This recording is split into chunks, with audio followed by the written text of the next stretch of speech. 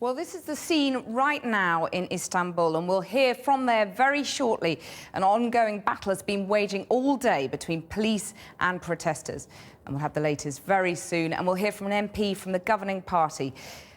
But to London first, though. Riot police have been out in force across the capital, arresting dozens of demonstrators protesting before next week's G8 summit. Officers used chainsaws and climbing gear to force their way into a building said to be a squat, which had been occupied by activists. The skirmishes then spread across the West End. Well, let's go live now to our Home Affairs correspondent, Andy Davies. Andy, put us in the picture now. Kathy, still a strong police presence here in central London, but the atmosphere is very calm, and we've got demonstrators who we saw earlier today just sitting on the statue listening to music under the banner which says "Make Extreme Wealth History." This was a day in which protesters had been rallied to target the hiding places of power, as they put it. Hedge funds, banks, even nightclubs, dens of the riches, as they called it. But it was loud at times, volatile, more than 30 arrests, but largely contained by the police.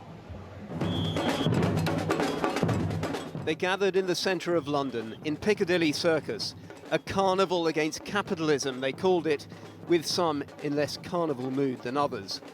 Exactly 1 week ahead of the world leaders' G8 summit in Northern Ireland, and a taster, perhaps, of what might be heading their way.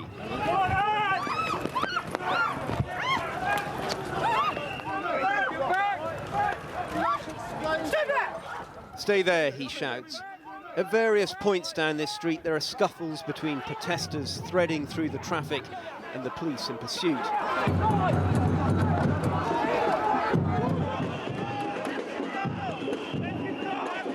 Then glimpses of faces of people pinned to the ground. The standoffs continue. The crowd moves on. The police follow.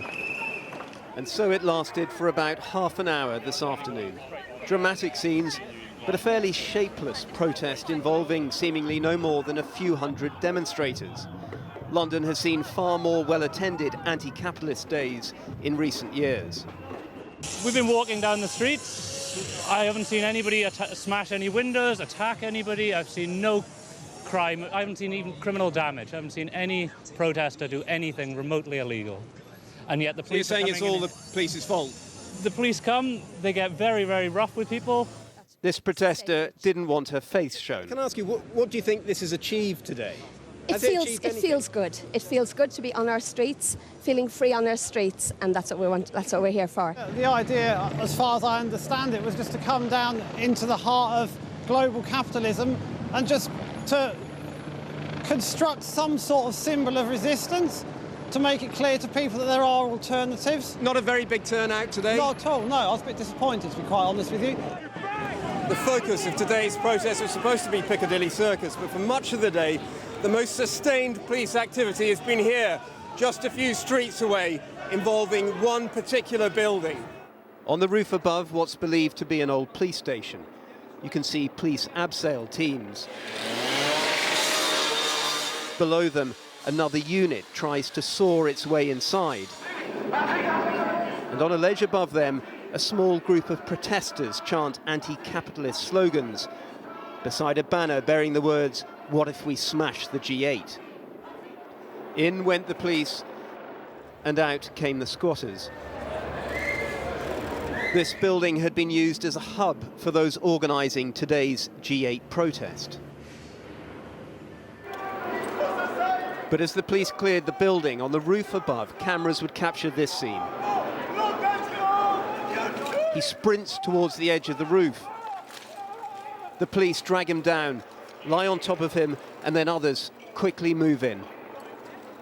It's not clear what exactly prompted this incident, but the man involved would be taken later looking bloodied in a stretcher to an ambulance.